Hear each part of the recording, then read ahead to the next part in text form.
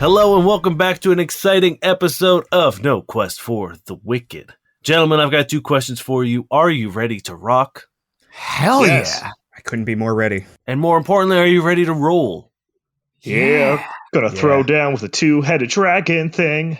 Okay, to set the scene a little bit, you guys have just landed on Sononis Prime. You were able to get your permits and land safely. You alerted Armin Decker of your arrival. He was able to pull some strings for you in order to get you through the Ministry of Defense blockade. The Sononis Armada let you through because you had the permits, and when you landed, you were greeted by some Sononan soldiers who you quickly spotted were actually Sarkisian mercenaries. You were ambushed and took out a lot of them. 2 were remaining, but at the time they called for backup, and a large 2-headed winged beast came and ate those boys and is now screaming at you on the roof of one of the buildings in this landing zone. Are there still Sarkisians left? The one that's left sees what the bird did to his 2 friends and just throws his weapons to the ground and starts hauling ass towards the forest and disappears into the woods.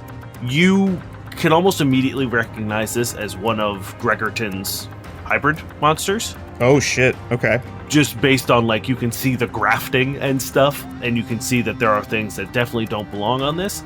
If you want, you can give me a life science check to try to figure out the main components.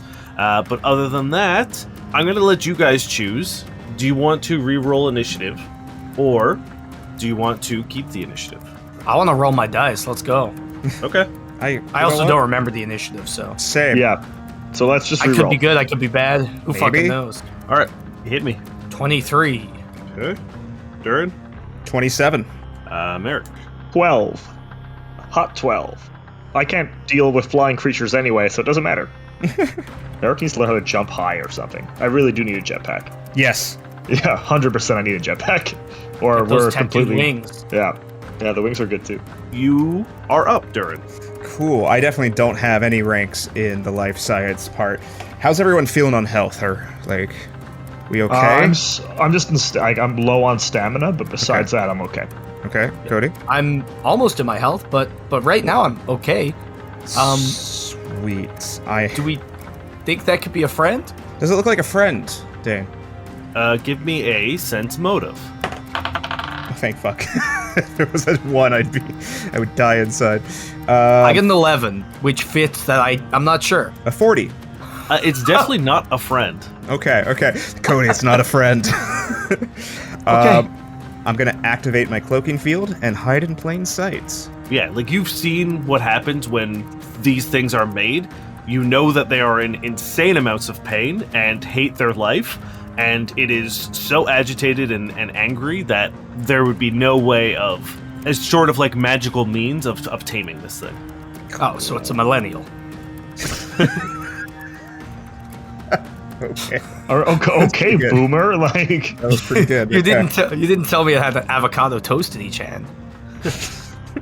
I got a 34 on my stealth, so I'm activating my cloaking shield and probably trying to get away from groups of people, see what it does, and hide with a 34. Durrin, there are no groups of people. It's just me and Cody standing by ourselves. I know, you're a group of people. Who've taken most of the damage. Let's try to sugarcoat that he's leaving us. Hey, I took a lot of damage. I'm almost in my health too, alright, boys? Greg, you watch as one of the heads follows your every movement. I should just stop doing it. It's just useless now. Okay, yes, you notice one of the heads doesn't seem to notice you, Durrin, but one of them does. Cool. How far away is it, just so I have some context? I don't really. You were in the boxes, so I would say it's probably 40 feet away. It's perched up on the top of the roof and just sort of leaning over and yelling at you guys. Cool. It is Cody's turn. I'm going to try to figure out what parts are what. Sure. I assume medicine wouldn't help me here. No.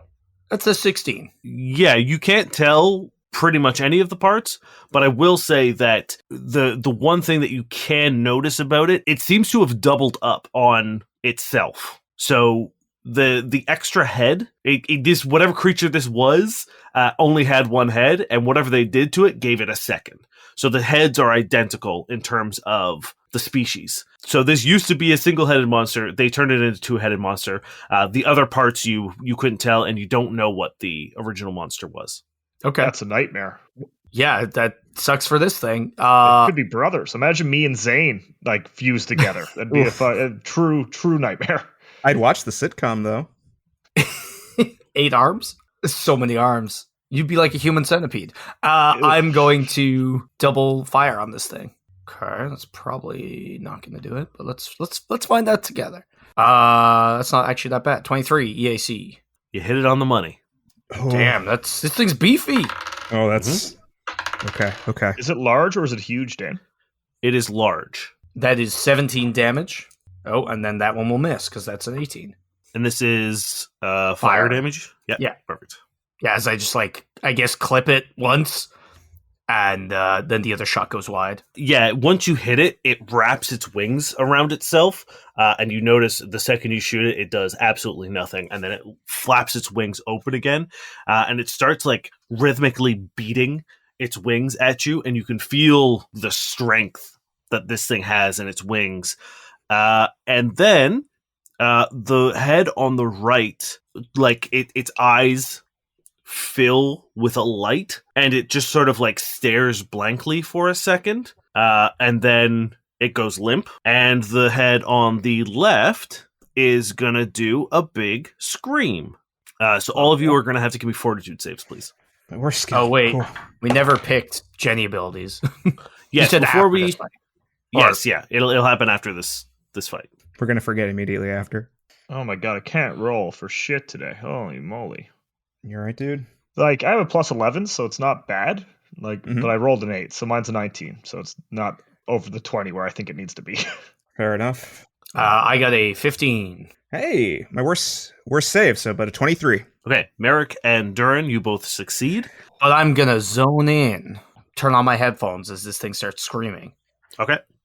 Listen to it loud. There we go. That's a 27. As I start to play some of that like really chill, like kind of like moody synth rock that we were listening to while stargazing. Okay. Then Durrin, you're gonna take no damage. Cool. Cody and Merrick, you're taking 7 points of damage. Sonic, if that matters. Does not. And then it like flaps its wings, and with one like really powerful push, it launches itself into the air and then crashes down onto the ground in front of you. Yes, you foolish beast. Merrick, it is your turn. With 2 heads, you are but still a stupid bird dragon thing. You've come to me. It definitely looks more bird-like. It's got feathers. It's got these long plumage. It has a massive like tail that almost looks like it would be serpentine, but it's also covered in feathers. And then it fans out at the end of the tail into almost like a peacock style. But those feathers seem to be like glistening. Yeah. Take that.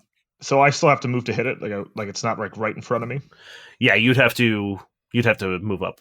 How far? Because I know it's probably got a long range, so I'm probably going to take an attack opportunity. Like, It will take an attack of opportunity. Yeah. I don't. Okay. Yeah, Merrick's going to move in. Fuck it. Why not?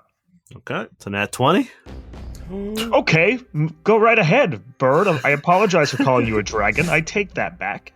It was rude of me. As you come moving in, it puts its clawed wing hand into the ground, and then with that sort of base and leverage, it lunges forward at you and just drives its other claw directly into the side of your ribs. You take 55 points of damage No, dude, what the fuck? as it skewers you with its claw, and then you're going to have to give me a fortitude save, please. All right. That's going to be a 26. Okay, you're good. You don't begin bleeding. At least not mechanically. In fiction, you're absolutely bleeding. Oh yeah, for sure. So okay. Fuck. I guess I have to use it now. Merrick's gonna use his strength of purpose. Okay. So I roll 10d6. I gain 38 stamina, Okay. and I'm going to switch to graviton mode as my failsafe. Okay. And then I'm going to make an attack. How hurt are you, buddy? A quarter stamina, a third of health. Okay. And then I'm making an attack. That's definitely going to hit. That's a 17 on the dice. Unless this thing is a true monster. 34 to hit. Yes. 31 points of damage. As you come running in, it gashes you with its big old claw. How do you hit it? How do you return fire? So it bites out. I think Merrick starts to go for its neck as it's sort of bit into its side. Quick reaction, trying to just hack its head off. Okay. I'm about to even the playing field. Fantastic. Durrin, it's your turn. So since it knows where I am, I'm going to try to set up Cody's next attack, or Merrick's, whoever happens to hit. And my stealth is a beautiful 27. Not enough. Damn it. All right, just standard attack. Fuck it. Shoot it. I shoot the thing. I got a 24 versus EAC. That it works, yeah. Hell yeah. So I'm guessing that one head is just still tracking me as I start making my way and trying to be sneaky. I do 13 points of damage to it. Electricity, if that matters. It doesn't. So 13, you said? 13. Perfect. Cody, it's your turn. How far is the thing from me? You were at the back fighting those guys, so I'd say about 30 feet. Okay. I am going to... And it's large, you said? Large, yeah. I'm going to come in and attack it. Okay. It's going to take another attack of opportunity because it has... As I acrobatics through it. Probably not. I forget what you need, but that's a 35. No, that does not work. All right, hit me. It's another nat 20. No, dude. Damn. Fuck. Better than Merrick. You take 45 points of damage. As it slams, it does the same thing with the other hand. As Merrick's close the distance, it sort of wraps Merrick in its one wing, so he's now under the wing, and then launches itself at you as it does the exact same thing and tries to sort of eviscerate you. You'll notice not all of that goes through. You fucker. It's slashing damage. I thought you said he pierced his ribs. Mechanically, it's slashing damage. Mm-hmm. Flavor Pierce. Funny making how you that watch your changed words, so Dane. quickly, yeah? Funny how that changed so quickly. All right, as I charge in and attack. Am I on the other side of Merrick? 25 to hit. That hits. All right. 31 points of bludgeoning electrical. Okay. This And thing... as the move action, I'm going to activate Keep Fighting. And Didn't you just move? no, standard action charge. Okay. I'm going to activate Keep Fighting and wipe the blood off my face, very movie style, and regain some stamina because I have none. Cool. It is its go. It looks at you and Merrick right in front of it, and you did the exact same amount of damage. So the one head that went limp now snaps back up and looks at the two of you, and then goes to bite Merrick. But it's not an aggressive bite. It's weird. It just goes and just Sensual? it just puts its mouth on you, or at least attempts to. Is it a sensual bite? What the fuck? That is a 33 K or EAC. Yeah. Okay. You EAC? feel this thing touch you, and then a ripple of energy flows into you, and you have to give me a fortitude save, Thing please. is spells? That's a 15. You feel that ripple of energy begin to take hold of you. You can feel your synapses and your brain and your nerves and your muscles all beginning to contract randomly and sporadically. And every time you try to make a move to get into a defensive position, your leg freezes, and you are under the effect of overload systems. You are going to have to give me a 50% chance every time you try to take an action, and if you don't succeed, you lose that action. Fuck. Damn. Oh, that's so rude. This bird did not come to play. Too bad I already used my purpose bullshit to redo this save. Fuck. Stern. Cody. Weird energy. I'm so glad it didn't bite you.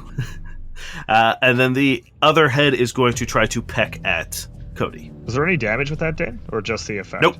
Just the effect. Okay. Trauma damage. He's going to use probability prediction to re-roll that. Hate that. It's a time bird? It that was the spell the head cast on itself the first round. Gotcha. That is going to be a 33 KAC.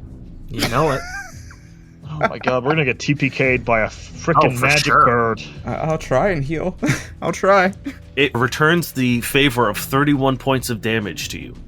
And this is piercing, though. Okay. As it 31 just- points of damage? furiously pecks at you. You see, I lose all the rest of my stamina I just got perfectly. Exactly. Nice. It's like I wipe the blood away, and I'm like, okay, I'm good to, and then just This thing just currently has like, you know when like you give dogs like the egg and it like gently takes the egg and it just holds it? That's what it's doing to Merrick, and the other head is just furiously like pecking through Cody's chest. I think like Cody's so distracted by being so relieved, wrongly, that Merrick didn't take any harm. He's like, oh, thank God, this head must be wrong. Like something's wrong with this head. Oh, God. Cody, Durrin, I think it's tickling him. Yeah, he's fine. Merrick tries to get a thumbs up, but his like fingers go the wrong way, so he's accidentally just like giving you guys the middle finger. He's like, Okay, you are up, Merrick. Okay. So this is iffy. The not being able to do all my actions thing is really shitty, because I was thinking about blowing my graviton and just trying to overburden it for a couple rounds. But if that fails, fuck it. I'm just gonna do it.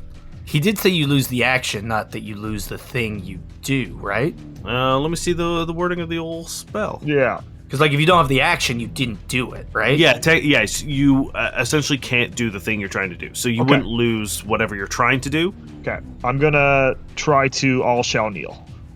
Okay.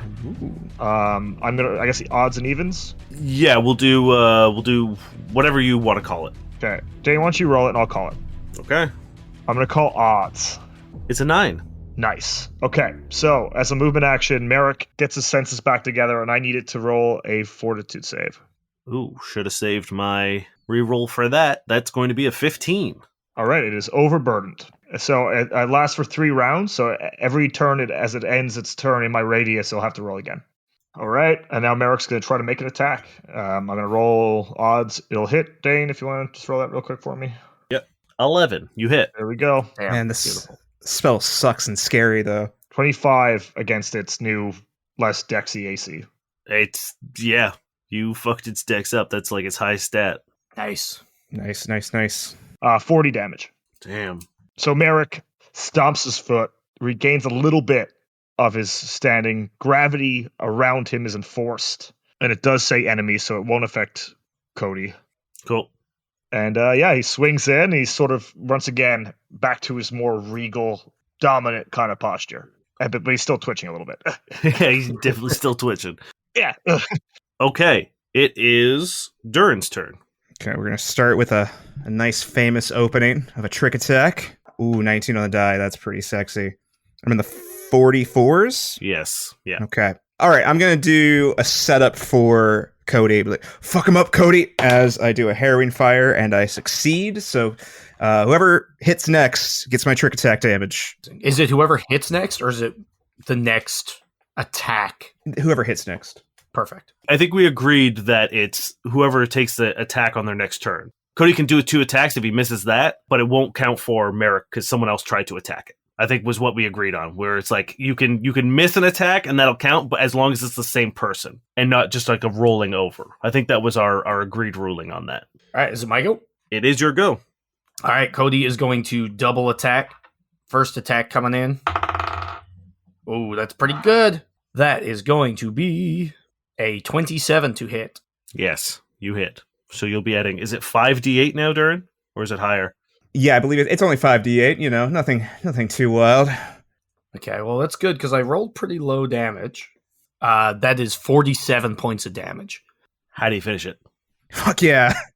Durrin's placing these like perfect shots, like whipping it by both heads and like distracting them. They like perk up, and I get like the chance to do this big, wild, like overhand swing, and it's like pressed down, it's out of shape, it's like overburdened, it's distracted. So I just come in with this big, like almost like baseball swing, clip one head right into the other, and just like smash them off each other.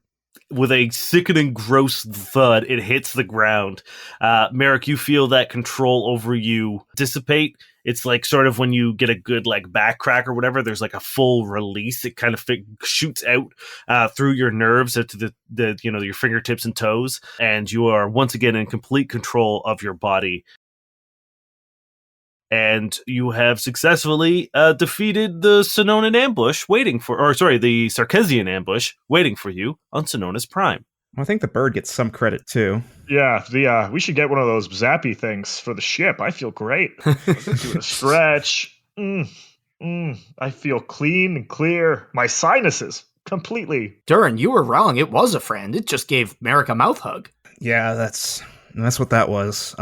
How did you feel after that mouth hug, Merrick? He just said, I great. felt terrible until right now. It pecked me. It didn't like me at all. I opened my shirt. It's just mulched. Maybe just got along with the wrong head. Maybe. All right.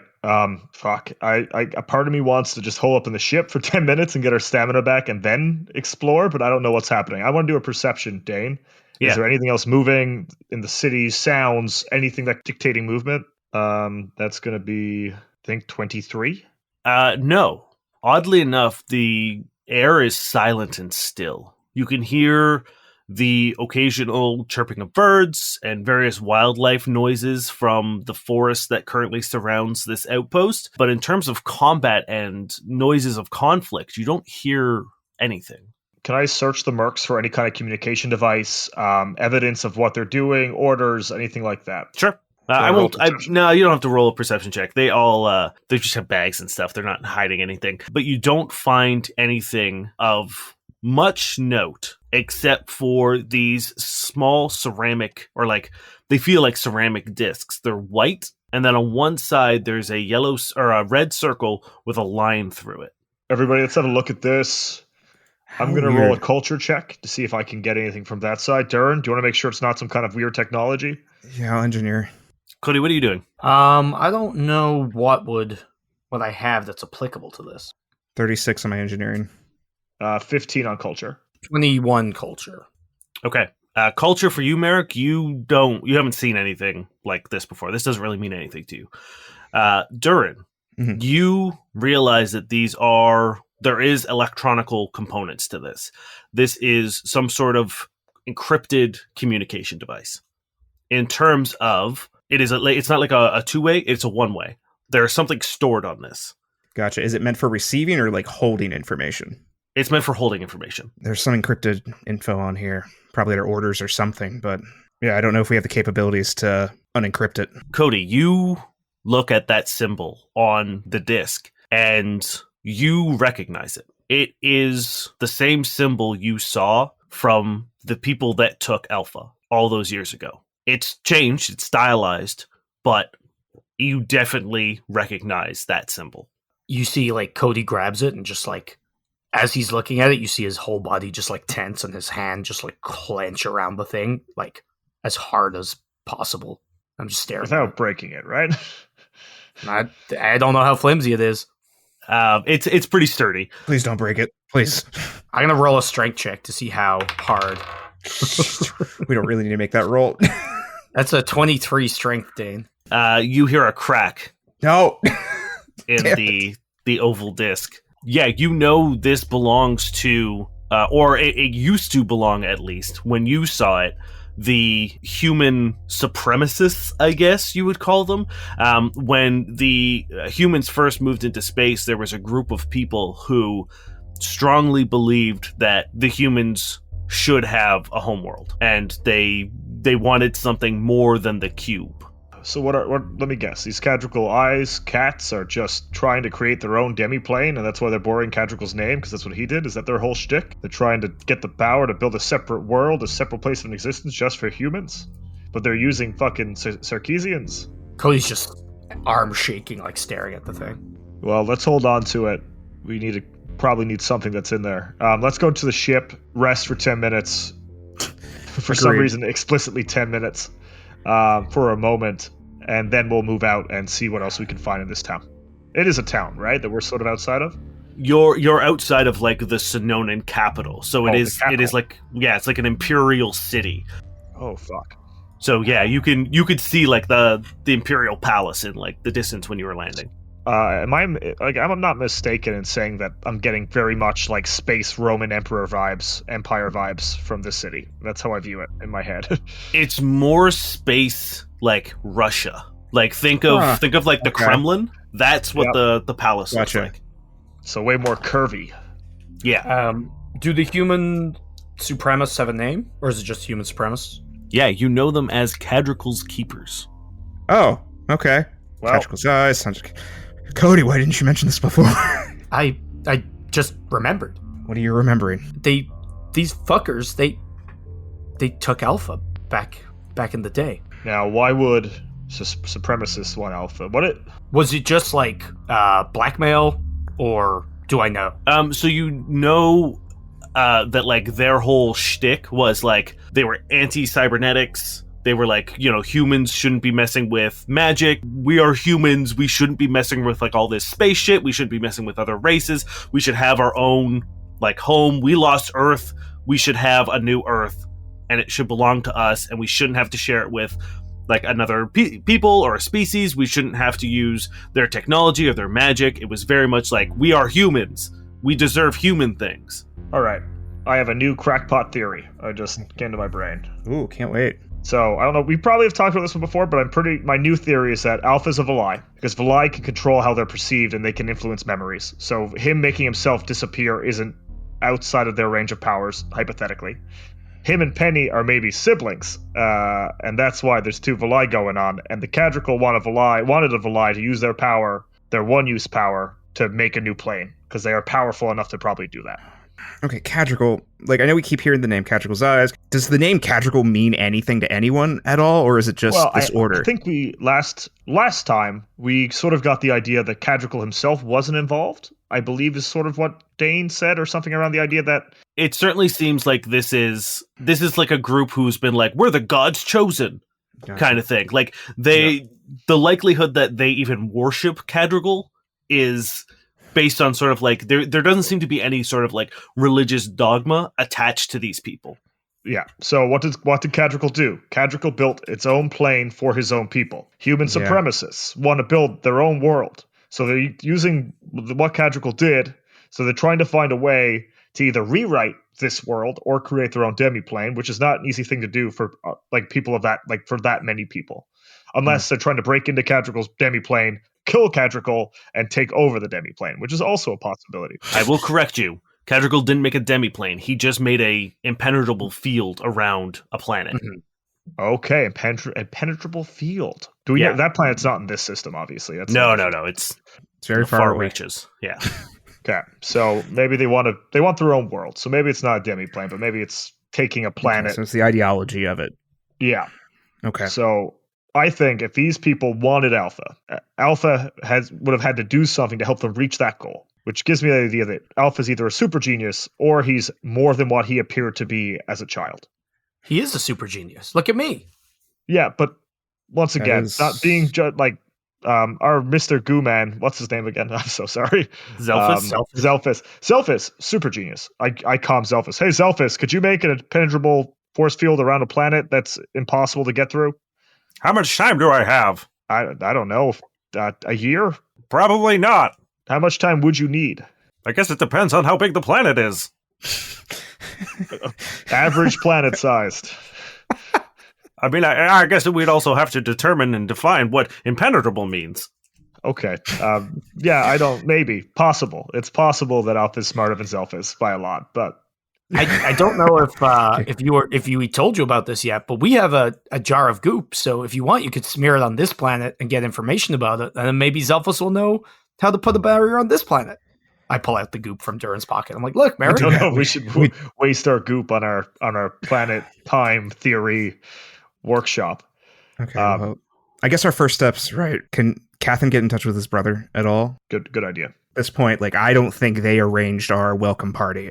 I assume at this point we've walked back into the ship and we're like in the med bay getting patched up. Yes. Yeah, I will say Zelphus is tending to your wounds. Cathan is currently tinkering with all of your weapons. And Jenny is also sort of like tending to her own wounds because she was in the fight as well.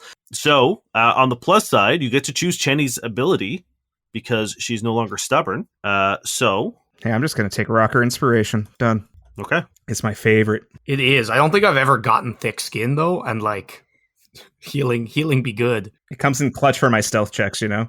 Oh yeah, I'm taking thick skin. Is thick skin a move action or a standard action or what? It's a standard action. You know what? Fuck it. I'm gonna go Rocker Inspiration as well. No Hell pain, yeah. no gain. Merrick, what are you taking? Thick skin. for those who don't remember, Rocker Inspiration is you gain a +5 on any roll before you roll, or a +2 retroactively after you roll. And Thick Skin allows you to heal 3d6 plus your level in stamina points. And do you want us to roll for Cathan? And yes, you'll have to roll for Cathy. You'll have to tell me if you want him to tune up your melee weapon or your ranged weapon. Merrick, I will say that he is capable of tinkering with your Solarian Crystal to add these abilities as well. Nice. Yeah, definitely ranged, 100%. Okay, so we'll roll me a d4. We'll do. I got a 3. Okay, you got teleportive. So your bullets can now teleport a short distance after being fired. You only take a -1 penalty on attacking outside the range of your weapon. Okay, That's okay. fun. That is fun. Cool. Cody? I think I'm gonna go. You got to roll. I'm gonna go melee. Fuck it. Oh, you're picking between. That is a melee and 1. ranged. You get boost. Okay. So you can charge up a weapon with this special property as a move action. When you do, you fun. increase the weapon's damage by the listed amount, which is 1d8. It expends any charges if you're using it. So you will need to put a battery in this bad boy for it to work. It's already got a battery in it. Perfect. Then yes, you can, as a move action, increase your damage by 1d8. Amazing. Merrick, what are you getting? I guess you're doing melee? Yep. And I got 3. Damn, that's the good one. That's reach. Oh, Your blade is now an extra 5 feet long, and it gives you a 10-foot reach with this weapon. what does that look like? What does that look like? Him tweaking his fucking He Solarian gives the blade. crystal back to Merrick. Merrick forms his blade around the crystal, and he goes, "Ugh!" And it just gets 5 feet longer. Yeah, I assume it looks more like almost like one of those like anime katanas now instead of Yeah, like your normal he's gotta saber. use 2 hands a little bit more to sort of get the. In my head, I saw it as like when you slash, it does like the Zelda like pew, just a little. Ah, I like that one too. Merrick uses spin attack. Ugh!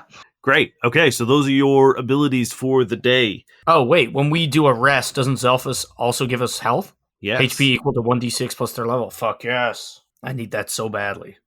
So do I. Not the best, but I'll take it. We're level 10, right? Yeah, okay. That's what they tell me. Yeah, so if anyone's down health, roll 1d6 plus 10. I'm still got some damage, but I'm fine. My stamina's back, so. Cathan, were you able to reach your brother? I missed out the answer to that question. Well, I never was in contact with my brother. I was in contact with someone I knew on the Sonoran forces. And something tells me if he was here to meet us, he's not alive anymore. Shit. Okay. So I would assume the palace is probably the tightest defensive point in this city. At this point in time, I would say that getting into the city at all will be difficult. Well, yeah, we don't know the extent of Cartesian Sarkeesians. Sarkeesians? Of the Sarkeesian Actually, takeover. I feel like I've been saying it like Keesian. I feel like Dane says Kesian. Sarkeesian. I say Sarkeesian. I don't know. Yeah. Sorry, that's just the Irish in me. We don't know the extent of the Sarkeesian invasion, so we don't know if they have full control over the town or if the Sonodans have defensive points. Either way, we're gonna have to try to get in. Like, we can at least start by getting a view of the city, see what kind of defenses we have. We can at least figure out where to go from there. Okay, I'm just gonna say, Zelphus, Shortjack, Jenny, you guys stay and protect the ship. Cathan, you're with us. Obviously, we need to have some lay of the land. You hear a beep, and then an alarm on the ship begins going off. And Shortjack says, guys? And he presses a button on the screen to show sort of like the exterior cameras, and you can see a large number of Sarkeesian mercenaries and bloodletters coming out of the quite literal woodworks of the forest. There looks like there's about like 20 or 30 of them, and they're all sort of like coming out from the edges of this like rounded clearing in the forest, and they're moving in, weapons drawn towards the ship slowly and carefully. Shortjack, how's that camouflage coming? Well, they know we're here now. I think we're gonna have to take off and find another place to land. Catherine says that would be a great idea, but the likelihood of like we have a permit to land here. If we start flying around anywhere else, we're gonna get shot out of the sky immediately. All right, we're gonna have to give up the ship. Can we hail like someone? See if there's any Sononans nearby that can help? Maybe a distress beacon or something? Are we holding to the rule that we can't use ship weapons on Yes. people. It sucks and it makes no sense, but yeah. Yeah. Actually, you know what? In this scenario, you're welcome to like try. It's a weird. That just means it's not going to work the way we want it It's to. a weird verbiage.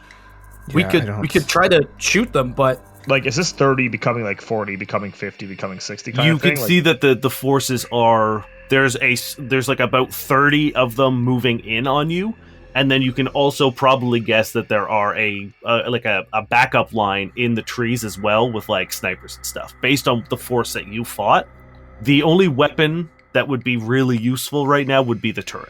And even then, like, the angle in which you're, like, Starship Combat isn't meant to be, like, right in front of you. So, like, you'd have to, like, get on it now, and you would probably, like, all they'd have to do really is move in closer, and you wouldn't have an angle on them. It's also specifically a shield buster, so... All right. Okay. We have Either two run- options. We have to make this decision quick. I think we have to run. I think we have to abandon ship. Or we run with the ship. But then we have to leave the planet. And we might get shot out of the sky. I don't think we can break through this line if they've surrounded us and they have snipers. I don't Well, they know haven't if we surrounded can. us yet. They're coming from the forest. So I believe it's set up that we could leave the other way towards the city. Correct, Ed? So they are. So you're in sort of like a circular like outpost. Yeah, they're coming from all angles. Oh, they're coming from all angles. All right. We don't have. Oh, okay. We don't have to break we don't have to break atmosphere here. We can just take the ship to another place. Well, we could still be shot out of the sky. Yeah, Cathan has warned you that you have permission to land at this spot. You flying around anywhere else in the middle of a open conflict is going to get you shot out of the fucking sky. Yeah, of course it is. We could funnel them up the on-ramp and, Give me a perception check. I want to ask Cathan just to, like, get on radios and, like, try to hail his friend. Sure. Yeah, he runs over to the comms station and begins just sort of like, you can see him like tinkering around and trying to get a signal from someone. I have a 20 perception. Okay. American. 26. Yeah, Durrin. 20 perception is not good. Well, it's enough for all of you to see that on all sides, like in the cardinal directions, there are two very large bloodletters carrying what looks like some sort of cannon, and then they place it down on these like really shitty sort of like tripod legs. They press a button, and you see what looks like a drill bit spiral out to the front, and you notice it looks a lot like the ship design that they have that like latches on and begins drilling holes in ships. What valuables? What things can't we have taken? Let's go into lockdown. Short jack, disable systems, make it so that only we can open it. Shut down everything superior. I hide my plant in the greatest hiding spot on the ship. I don't know what that is yet, but no one's getting this goddamn plant from me. There's a compartment under the gunner seat in the turret. Merrick probably already has like a secret, perfectly like spritzes water at a perfect time, like a perfect amount of light. Like it's like built into the walls. Like only he knows the code or even knows where it is. Okay, everything vital. Merrick has the goop close to his chest in his armor. Shit. Is there anywhere we can hide that goop? Zelphus looks at himself and it's like, Not talking Can't about have you get gooped, Zelphus. Not could you put goop, other goop. We could put it right in Zelphus. but that goes against our gooping policy. How see-through is Zelphus? Once again, I don't know what good this goop has for us from this point forward, so I True. don't know how vital it is, so I'm just going to keep it where I've always kept it.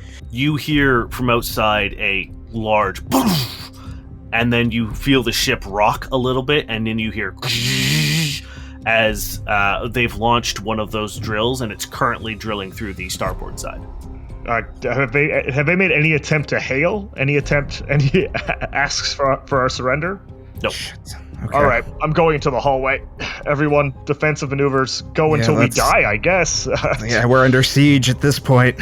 Yeah, Cody just like cracks his neck. Merrick lights himself on fire and walks to the first hallway on the ship.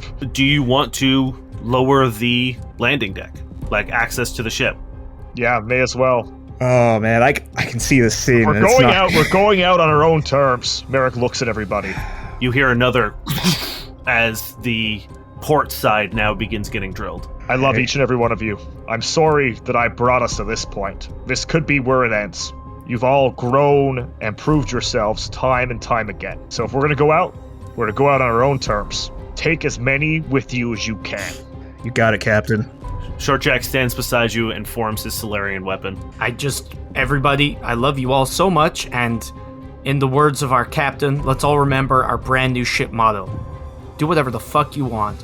And I press the button. Jenny stands behind you, quietly palm muting, just revving up her guitar. You can hear the fucking electricity beginning to crackle in her hands and around her. Zelphus, merges his hands into one big, wrecking ball style fist. Nice. Cathan looks at his gun, spins the revolver chamber, locks it in, and once again pushes it down and gives it another spin. Once it's locked in, you can hear the electricity of his gun spinning up as well. And then you see the front line of this group charge the Persistence. And as the first wave hits the landing ramp, a silver line slices through them. And they stop, and their bodies slide off from their legs, completely bisected. And then you hear screaming. And then you hear, "Oh shit! The Sononans are here!" As you see flashes of silver light shooting through these people. They begin trying to run, but as they run, you see Sononans in silver armor coming out through the forest behind them with large spears that are shooting lasers out the tip of them.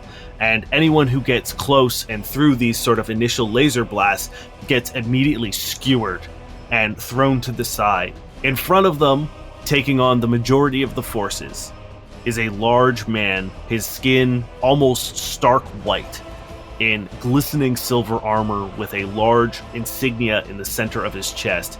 He has a broadsword that is almost the size of him, and he is cleaving through bloodletters and Sarkeesians with ease. And within a few short, bloody seconds, the Sononan force in front of you has carved through at least 60 mercenaries. I pop my hammer down on the ground and well, do we help? Let's just see what happens. Yeah. If you notice, Merrick had the goop in his hands for a second, and he just tries to slyly put it back in his back in his armor. Outside, you see they are now taking a very similar position.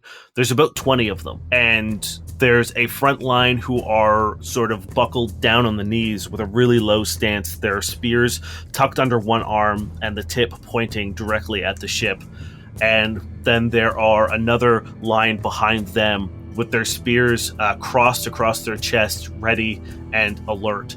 And then that large man walks through the lines. One of his horns has been shattered almost directly off of the forehead, so it is just a small lump, but his other one curves up and almost all the way around to the back of his head. And you've seen him before. It's Cathan's brother. As he flicks the blood off his sword, he holsters it once again through into the sheath on the side of his hip and looks at you all and says, "Get out of the ship now."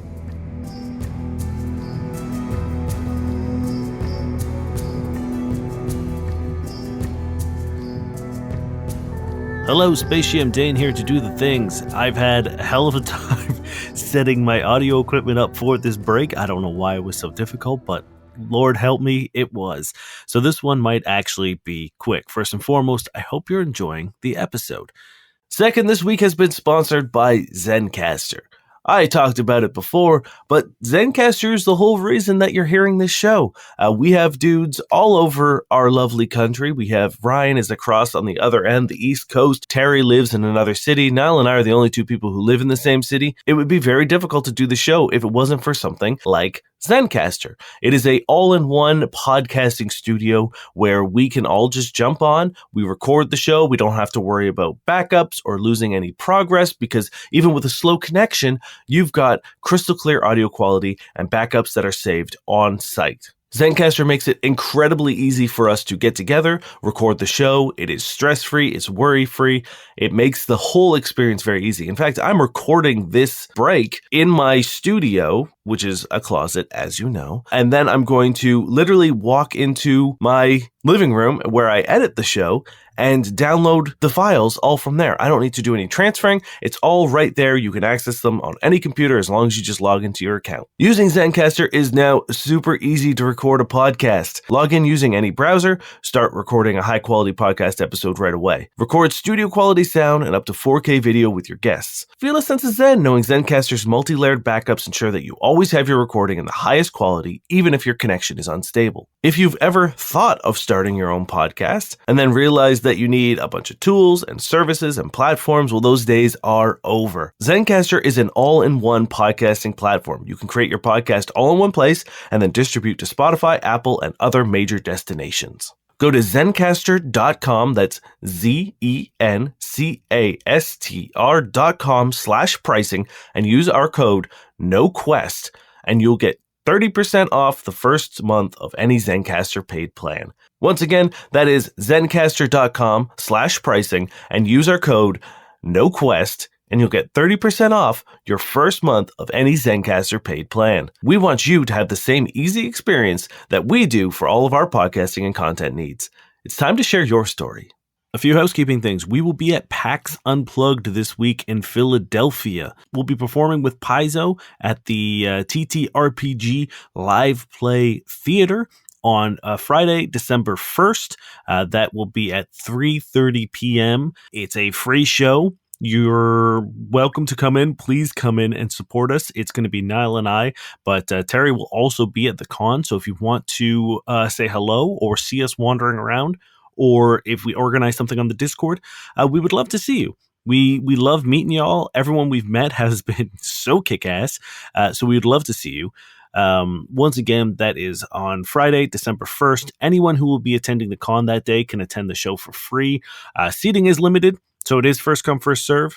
So if you want to check it out, maybe head in maybe 15, 20 minutes early. I'm not really sure how it all works. But once again, at the TTRPG Live Play Theater, December 1st at 3:30 p.m. Eastern. If you can't make it to the con and you're not going to be in Philadelphia, that's okay. Because Paizo and PAX will be streaming it for free on their official Twitch channel. So I believe it is twitch.tv/officialpaizo and twitch.tv/PAX. All of this information is on our social media at NoQuestcast. It'll also be posted in the Discord. If you want to join the Discord, which I highly recommend that you do because it is filled with a bunch of lovely people and it is a great time and a great way to stay up to date on everything that we do. Just head on over to noquestcast.com and then click the Discord link. You'll be brought in with an invite. Other than that, if you'd like to support the show, and we would love you if you did, you can head on over to patreon.com/noquestcast.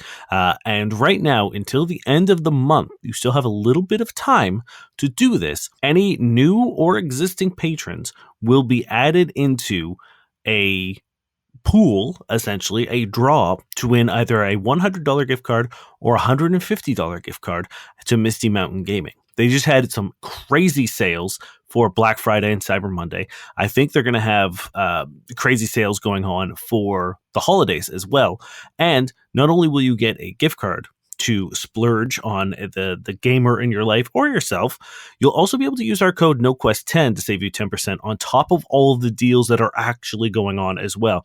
So this is a great way to get a bunch of stuff at a discounted price and with a wonderful gift card. And all you got to do is support the show. So once again, until the end of the month, patreon.com/noquestcast, and you will be entered into a draw to win some tickets. This is only on paid tiers, though. You're welcome to follow us on the free one, but the people who are going to be entered into the draw will be on any of the paid tiers. Now, that's going to do it for me, friends. We hope you enjoy the rest of the episode. Are you looking to fall in love? Meet Vault Hunters near you with Friend and Foe Adventure Co., a deadly sniper that'll nat 20 your heart. I'm Tarquin Britstone, and I came here to do two things: get wasted and start a fight. And I'm almost out of booze. An ex-lawyer mech pilot that won't raise any objections. Subpoena, I hardly know her, am I right? Mercurius here. These days, I enjoy long walks on the beach with my combat mech, Pancake. Let loose and go crazy with a psycho. I'm a student of the magical arts. I don't believe in wind. Ants are taking over the government. Vote for good boys, a vote for, wait, what was this for again? A siren infuser that will set your heart aflutter. I'm Phaleon, this is my hummingbird pigeon, and we're both really uncomfortable with this ad. Get rowdy with Friend and Foe Adventure Co., a Borderlands Bunkers and Badasses actual play podcast. New episodes out every other Tuesday wherever you listen to podcasts.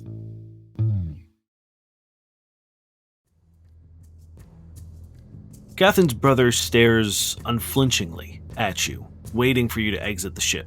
I could maybe take him, maybe on a good day, one-on-one. You think? Think there's a chance? Give you a pat on the back, like, yeah, I can see it. No, he'd kill you. Thanks, Cody. His sword's like as big as you. Your sword's like Mine's a little bigger now. Slightly. It's not thick though. It's not thick. There's no girth to my blade. Yours is like a toothpick. His is like a big knife. Catherine, you described your brother perfectly. What's his brother's name? I don't think we've been told. No, we haven't. Girthan.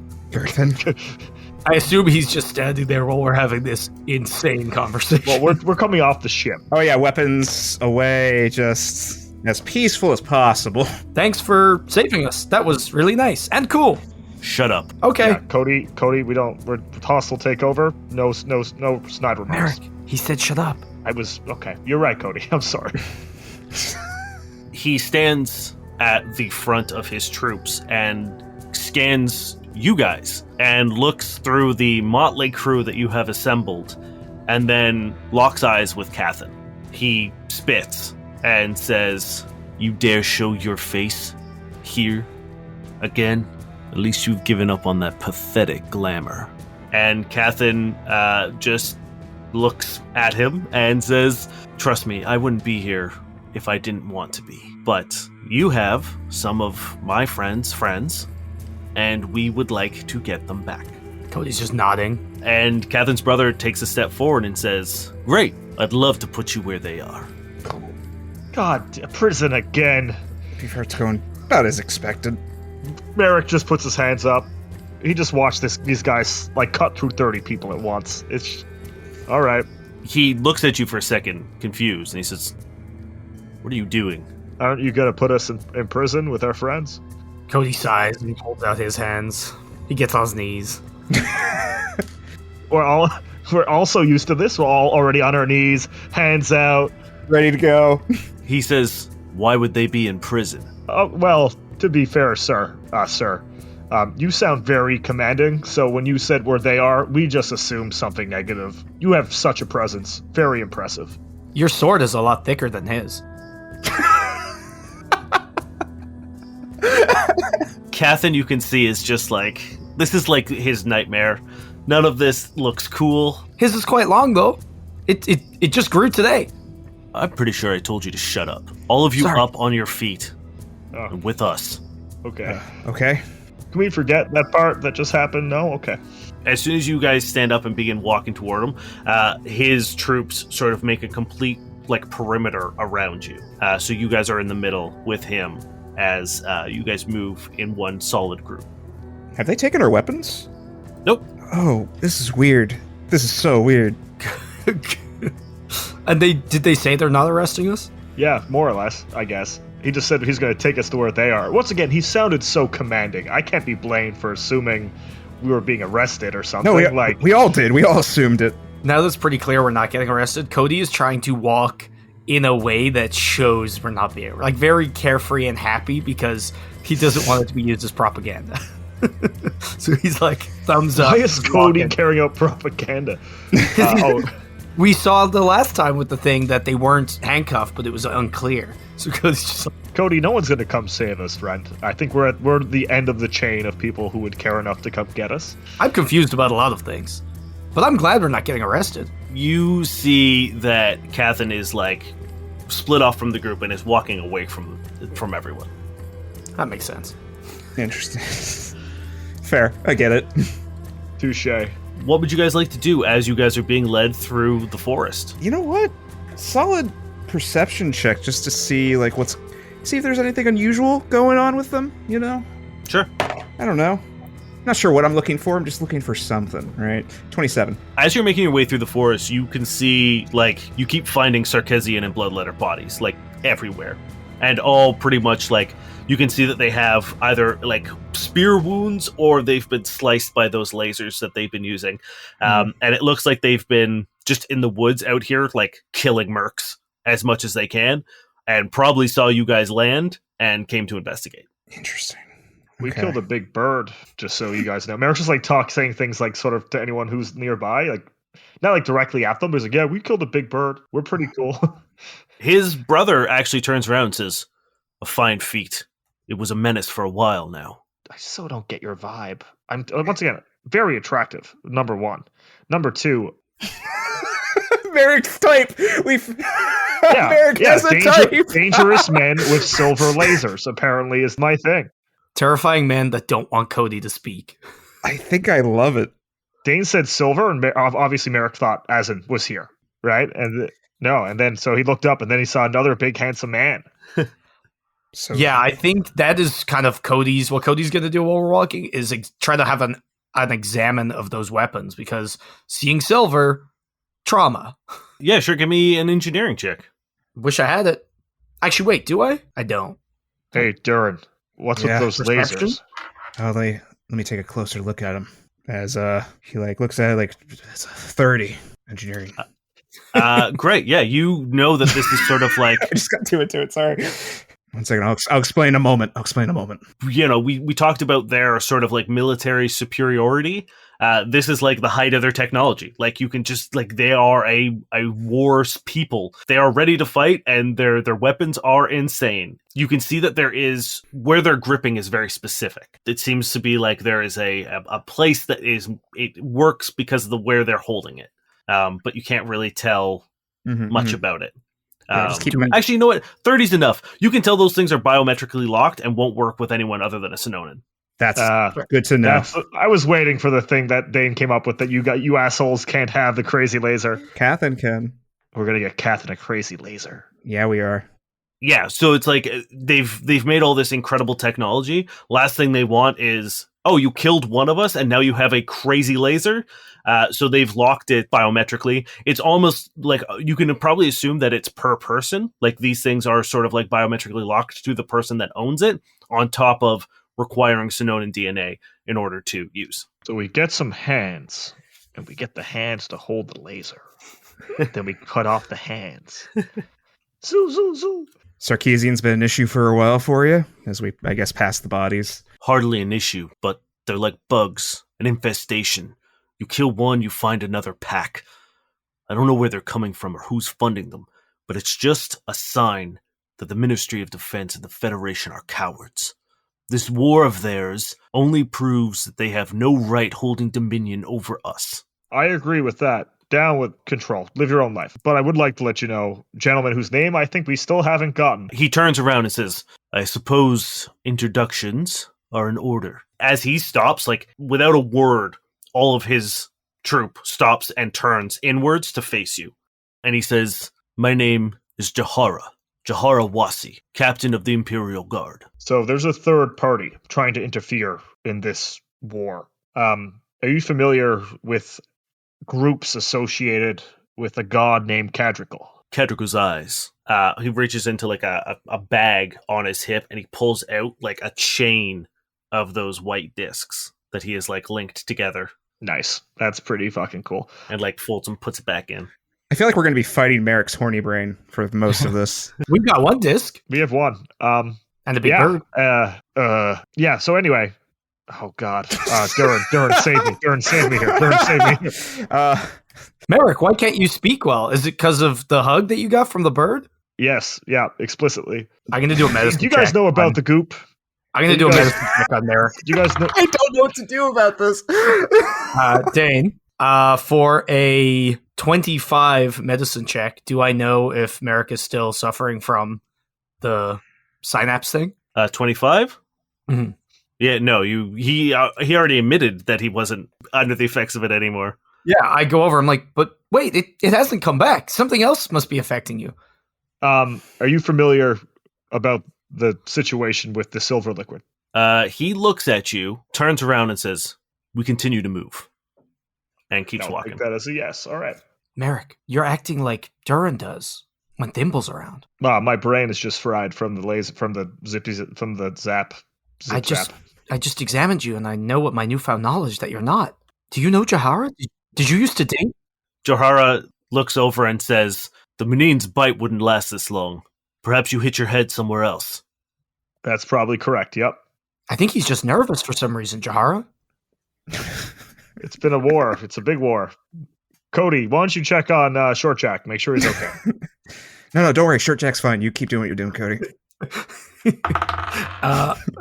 kind of watching this unfold in the background, just seeing what happens. Merrick stares daggers at Durrin. I'm sense motivating Merrick to see if I understand what he's trying to hint at, and I got a 2.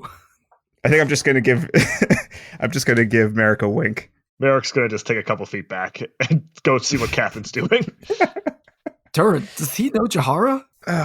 Give it time. Let them work it out. All right. I'm so confused. I feel like we're in. Yeah, I know. I'll explain it to you in the ship on the way out. Okay. Catherine is walking in silence and is just like staring at the back of his brother's head. Yeah, I'm just gonna be next to him. I understand what I more than anyone else, I think, have an idea of what he's going through, at least a little bit. And I'm just gonna make a one-off comment, being like, I thought you said it was better than me and Zane. It's better in the sense that he doesn't want to immediately kill us, but in terms of bad blood, yeah, it's bad. Yeah, once again, I get not wanting to come home. I'm sorry we had to make you do this. If we had to go back to my home planet, it would have taken a lot for me to do that. Yeah, thanks. You guys walk for about maybe like an hour through this forest. They seem to be taking a very specific route. They seem to like hit a certain tree that has no distinguishing markers or anything, but the second they hit it, they all like immediately turn and like move through the forest with a very specific way until they get to a sort of like completely inconspicuous area of the forest. And Jahara walks over to where the ground is, puts his hand down for a second, finds a latch under the dirt, and pulls open a hatch that leads down into the ground. Really cool. Get in. It is very cool. I get in. Yep, we follow. Yep, perfect. Yeah. So, like, probably about like 10 of his troops go in first, then you go in, and then he lets the other ones go in, and then he follows in from behind. You can tell this is a militaristic place. The fact they have secret entrances and exits that only they know how to use. Back in my world, we had sand tunnels as well that my mother's worms would dig out that only she knew about. So during emergencies, giant sandstorms, stuff like that, we had secret passages. And you can tell these are completely utilitarian tunnels. They're well lit and well kept, maintained impeccably. There is every now and then you hear like a soft drip, and one of the guards or soldiers will stop and use their silver laser to almost like cauterize where there's a leak and stops it. And this all happens sort of like muscle memory. There's no conversation about it. There's no anything. It's just sort of like first person to see it and then keeps going. This is all very, very impressive. Yeah, the tunnels it looks like they're swept. Like there's no debris from the forest. There's no debris from dirt. It's insane how clean these under forest service tunnels are. And then you get to a set of double doors, and Jahara makes his way to the front and puts his hand on it, and the doors slide open. And it's not like one door. You see like a blast door slides open, and then you see a like reinforced steel door slides open, and then like another blast door slides open. Jahara, this is so impressive. I want to pull like Durrin and Cody aside real quick, just for some more speculative Merrick talk. So they've had a crazy advance in technology, obviously. There must be a Valai at the root of this, right? I feel like anytime there's been big advancements across the system. What if they're just good at this? Why does Avalai have to be involved? Durrin, I'm looking for connections wherever I can find them. If they're able to gain to a point where they can hold off the rest of the Empire, maybe this is their version of the spikes, or this is their version of the engines. This is the thing that their civilization needed to not die. Now, it doesn't seem very Valai to be like, here's weapons. But yeah, it does seem very Valai to be like, here's things that you previously didn't have. Part of me, I think I just want to give the credit to the people here. Give me culture or engineering checks. Okay, I'll do it engineering. I'll do a culture. So 22 culture. Oh my god, Cody, how you get so much better culture than me? I've been reading a lot of novels on the ship, mostly graphic novels. I've not been reading. Yeah, that's just like a 12 for Merrick. Durrin, what'd you get for engineering? 31 engineering. Yeah, you can tell that Durrin especially, there doesn't seem to be any, like, this just seems to be well-made stuff. Like, you've seen the stuff that the V'lai have made, and there is sort of a similar aesthetic. There seems to be, like, now that you can, like, look and be like, oh, yeah, like, I see it. I understand this. Now that you know that's kind of like what they did, nothing here stands out as V'lai influence. Okay, like there's like evidence of progress, not like a gap. There isn't like overnight they learned, For as long as like recorded history has been, the Sononans have always been advanced in military technology and sort of like military tactics and stuff. Like that was their whole thing. So like when like that again, that was their role in the Unity War, was like them rolling in and being like, hey, we're here to help and you're dead without us. And that was, that was just them. That was who they are. No, it's just this is what they focus on. This is what they're good at, and it's absolutely wondrous. Yeah, I think I understand more why Astrid wanted to come here so bad. If this thing with Penny gets out of hand and we need to use force, you need the Sononans. Like, maybe that's why the Goopers are trying to make Sononans be the enemy, because if they're able to take them out of this fight, out of this war, whatever's about to happen, this reckoning, then maybe they'll have a better chance of succeeding. I wish she told us that first before she did this, but weren't we pretty busy and not out of radio communication when all that went down? I don't quite remember. A lot happened, Leave a message in our inbox. It's been a really weird week. Did anyone check our answering machine? Shit. There's like a beeping light somewhere on that no one's checked. Yeah, we come back to the ship. There's like 7 unread messages. My plant is somehow listening to the voicemails, and like he's our secretary. He just doesn't know how to tell me that we got one. He's just like, Isn't there a stowaway on the ship? Maybe they've been answering the thing. It's true. You are being led into sort of what looks like the bottom of a like guard post, probably like a guard tower of some sort. There are bunk beds. It's a huge sort of like rectangular room. Once again, very utilitarian. There's nothing you would like there's no luxury here. There's no leisure here. The ceiling have these like wall panels that have, you can tell they are sort of like those sunlight panels because you're deep underground at the moment. And then there is small sort of like picture frames that have the images of the outdoors. So it feels like you are looking out the window, but you're not. And then there's just these like metal bunks all along the wall. There's about probably enough to sleep maybe like 60 people, and a small sort of mess hall in the back end of the room.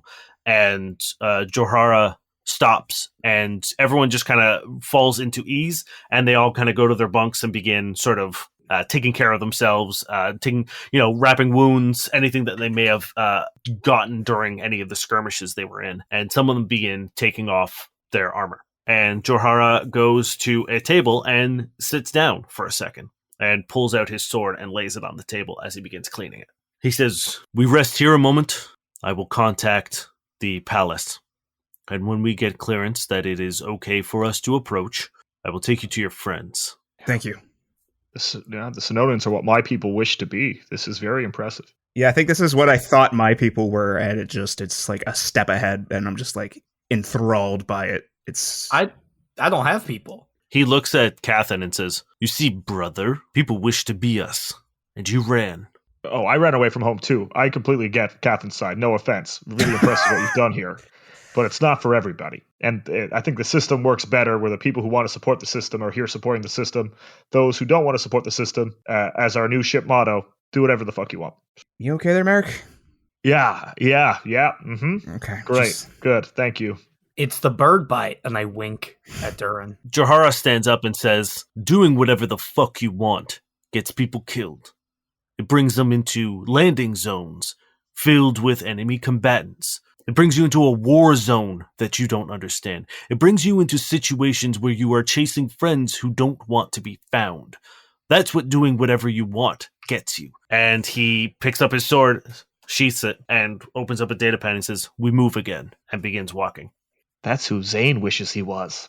wished he was. I guess he's dead now. He walks in silence. Unless you guys want to talk to him or anything, you guys go through another winding, twisting path of service tunnels, and eventually you get to another security door where this time he places his hand on his side and nothing happens for about 10 or 15 seconds.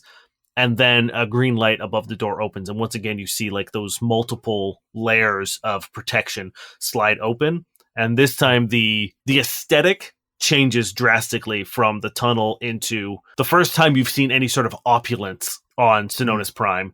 You see this beautiful mosaic floor that is like polished to a sheen. You see the walls are these sort of like rippled marble. There are columns, paintings, statues, all sorts of art in this room. And then you can see that there is a staircase lined with a dark blue velvet rug that runs upstairs. In this room, there are incredibly heavily armed and armored men and women, all Sononans, obviously. And there are 2 standing at the doorway. There are 2 standing at the staircase, and then there are 2 off to the side. And Johara says, "They're here to see the Offworlders." And the 2 at the door nod, and they begin escorting you while Johara closes the door, and the door slams shut, and he disappears back into the service tunnels. And yeah, so they begin leading you up through this like gorgeous palace. This like quite literally, when you think of opulence, there's like gold leaf on everything.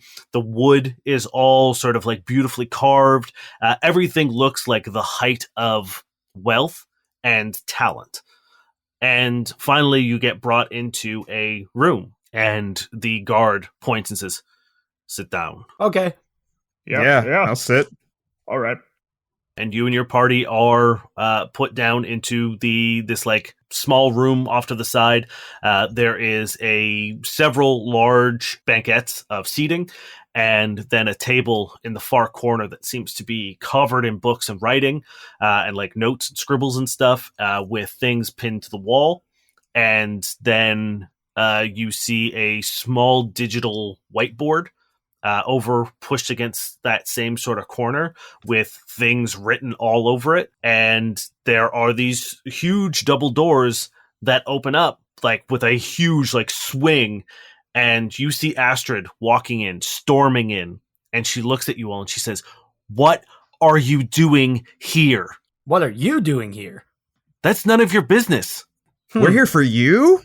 All right, Astrid. Don't be shocked that we see you being propaganded to look like you've been taken. You don't expect us to come try to save you? You've done so much for us. You don't expect us to return the favor? What are you talking about? With no message, by the way. Oh, this whole thing has been a war of propaganda. They put out footage. We were sent footage of you being walked like you were prisoners. Show me. Also, you never told us where you were going. I don't have to. I guess sense motive her, because this doesn't seem like her. That's a 2. She's so angry. Yeah, I don't know why you're here, Astrid, but putting Thimble in danger too, I'm not a fan of. 23 sense motive. You can tell that she's annoyed that you are here. Like she's being genuine about that, but there is like that's not the reason she's like, there's another layer going on here. There's something personal that's happening that is adding to the aggravation on her behalf. Well, once again, all I can tell you is that this is being construed and propaganded. I don't know the actual verb. Show me the footage that you saw. Here's all the footage. Here's the Cassisian attack. Here's you being walked away. She opens up it on like a data pad and she looks at it and she sees specifically the thing of her getting walked with Thimble, and she fucking hucks the data pad against the wall and it shatters. Oh, well, that was mine. We're running out of those at a really fast rate. Astrid, I never said you had to, but we're all in this together. You're pretty much the only person we had to talk to, and we have a pretty small crew of people we could trust, and you just left with no word? I'm sure you can understand why we would be worried. Also, this whole gooping thing. Yeah. Doing something out of character to us could indicate that you were in distress. This doesn't involve you. Seems like it does. You're like the 8th person to say that to us in the last couple weeks, and it's like, we're really sorry that maybe we don't, but eventually we will, I think. I think I found my father. Whoa. That's good. Why are you so angry then? Is that what they're looking for? Because I haven't found him. This is the closest I've been. And with all due respect, you guys have enough on your plate. This doesn't involve you. And I know what you're going to say, Cody. You're here to help. You want to help me. We're friends. That's great. But that's not what matters. This isn't the time for you guys to be running errands for me. I've been working on this my entire life. You guys have much bigger problems. And you being here puts you at risk, puts us at risk, and pretty much puts the whole universe at risk. I wasn't going to say that. I was going to say you could have messaged us then. And honestly, I'm kind of annoyed at you. You're being really rude. Please tell me that you didn't say anything to Decker. Oh, we definitely said something to Decker. Yeah, 100%. More so we're here to rescue you, I suppose. Yeah, that's all we said. Besides, it's not like he doesn't know you're here. Yeah, he definitely knew you were here. Yeah, it was showed everywhere. So he knew you were here. All we said was we were coming to get you. Yeah, that's it. She walks over and sits down, and she just says, "We're so fucked." I think you should explain things. Oh, yeah. Also, where's Thimble? Working, she's fine, she's safe, and I didn't bring her here, she came with me. She is a completely independent person who's capable of making her own choices, and I wasn't going to tell her no. She wanted to come, she wanted to help. That's it. So I understand your concern, Durrin, I get it. But there's no difference than you bringing Short Jack along. And Short Jack just looks over and he goes, huh? Astrid, we were going to end up here next, either way. We were sort of after dealing with Knee, we were sort of out of options anyway, and this is where the conflict is, and we were probably going to end up here to deal with that either way. Did we tell you about Penny? You don't even know about Penny. Who's Penny? The evil Valai. We met her again. She's active. She's acting independently. And if your father's missing, there's a high chance that she's involved in this. She was like ready to explode and like so fucking tense. And then when you say that, she almost deflates. And she slumps forward onto her like knee, resting her elbows on her knees, and she says, "I'm sorry. You are all right. You are correct. I haven't slept in a very long time. It is a war zone with the government and system that I have worked so hard and long for, and now I think that I was on the wrong side. And it's tough, and it's hard, and I'm sorry I came at you with that level of heat.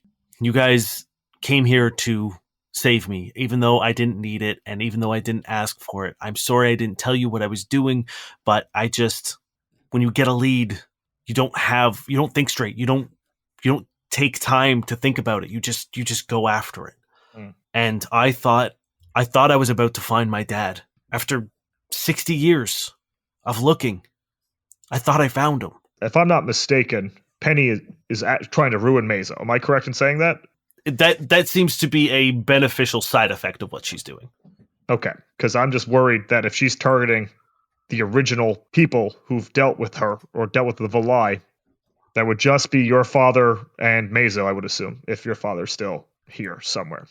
Did your father work with Mesa closely on hidden secret projects, such as experimenting on the Valai? No, he wasn't even part of the Eris project. The reason my father is as prolific as he is he was just a guy. He was a pilot and tavern guy. But even before that, he was when we left Earth, my dad was just a pilot who was trained to fly these things, and he ended up becoming someone that everyone knew. The reason my father is sort of the beacon of humanity is because he showed that you could be great from nothing. At least you probably won't have to deal with Penny then. That's good. I doubt that. Look, Astrid, if you don't think I understand what you're going through right now and what I would do to find the person I'm looking for, I do. But don't be mean. I guess the question is, why do you think he's here, or was here, or your lead's here? We have talked about the voices that you can hear sometimes on the ships. Yeah. With your information about the Valai and realizing that they were the ones who created them through sacrifice and that there were reverberations from the souls that transmogrified themselves into the engines, I started figuring out that, okay, great, he was hearing the Valai. He was hearing the whispers of the soul, and I could hear them too. When I was growing up as a kid, him and I were the only two people who could hear them. Other people heard the static, but no one else heard the voices. Then I got a message, and it said he was here. Who was the message from? It was through static. It was through the voices that I heard as a little girl. Could be Penny. I thought the Valai were telling me, and now that you're telling me about this Penny, it's all manipulation. Maybe it was a lie. Maybe this is what Penny wants. Maybe this is what this is the next step of her reckoning. Well, all we know now is that they wanted you, and they wanted us on this planet. And they got it. Shit. So all we can do is wait for whatever's going to happen, and while we do that, we'll search for your father. Thimble and I have been working on something. And she goes over to the whiteboard and she rolls it over and turns it around, and like it illuminates from the back, and sort of like the writing begins sort of like separating and rearranging itself in the correct order instead of like just the jumbled closed mess that it was. And you can see that there are a couple things of note on it. First, you can see a list of the things that you know the Valai have done. So you know it's the Eris reactors, you know it's the spikes, you know it's the tree. Kaya. Those are the three big ones that you are aware of. Then there is a list of things that you have told her that Azan has taken. So it's the Eris reactor, the power core of the spike, the water of Kaya. You can tell she's trying to do what you do, Merrick, all the time and try to find a reason why those matter, why those are connected, what that means. So up to this point, he's taking things that the Valai have made, correct? Yes. Let's go back to my last theory from a couple hours ago. Now he wants Cody. Yes. Huh. Yeah, I see the pattern. I'm not made by Valai. I'm made by Alpha. I assume I don't have any similarity to the way they make things, right? No, it's not like under your shirt you have like a little mini Eris reactor or anything. No, there's no sort of like I said, like there tends to be like an aesthetic, which is like that blue sort of like soft glow and, like look of the Valai stuff. There's nothing about you that reveals that. I pull up my shirt. I'm just pointing at all the janky exposed parts. I'm like, metal snowman, not Valai. Do you know who does have a soft blue glow? Azan's eyes. Well, that and the lights that shoot through his body. Yeah. Is he just infusing himself with Valai power? Or maybe he was made by the Valai. We have the core he tried to take on User on. Would that be helpful for you, Astrid, to work with? Experiment on? We do have one of those, yeah, don't we? Yeah, you guys did take the thing from Acid that he was carrying around. It's just like gathering dust in storage. We just haven't looked at it in a while. Yes, absolutely, that would be useful. I'll ask the Sononans to get it. Okay. I'm glad you guys are here. I think it's really, really bad for all of us that you are here, but... Oh, most definitely, yeah. 100%. If I'm gonna be in a war zone, I'm glad that you guys are here by my side, because I trust you. And that list is very, very short, and pretty much extends to the people in this room. Same for us. That's why we wanted to come as quick as we could. And thank you for coming to rescue me. It's so dumb, but thank you. It really does. I'm annoyed that you did it, and it's just because I don't want you to be in danger. But thank you. And she stands up, and she's finally sort of like gone back to regular Astrid, the normal amount of tension that Astrid has in her day-to-day life. Thimble comes in and immediately sees you, Durrin, and comes running over to you to give you a hug. Oh yeah, right back at her. Not even thinking about it, just straight up hug, like, glad you're all right. I hate that you're here, but I'm glad to see you. Honestly, I thought we were repaying the favor for getting us out of jail. We kind of got led here, apparently. So I've been looking into, with the help of Dr. Ross and her research, the liquid. We know that it's Valai blood. We know that it has a psychic resonance. I'm trying to see if I can come up with a way to disrupt that. If we can take whatever psychic influence that the silver liquid has and disrupt it, then we might be able to turn the tides of this. I don't know how close we can get to that, but that's what I'm doing here. The Sononans are very, very good at making weapons, and if we can come up with some sort of psychic projector with Sononan tech, we could change the tide of this real quick. Sever people from their connection to Penny? Is that what we're calling her now? Penny? Yes, she called herself in a way. We met her. It was very scary. She almost killed everybody. It beats nobody. She stops and she says, "Are you sure that they said Penny?" Very Yeah. sure. Why? Very clearly. Does that mean something to you? She runs over to the whiteboard and opens up like a small browser window, and she begins clicking and clacking. And she opens up a picture that you have seen before, and it is of the Eris shuttle like team with Mazo and all the other Eris engineers. And you see that smudgy blur, and she says, "The main Valai that helped build the Eris reactors. Her name was Penetaris."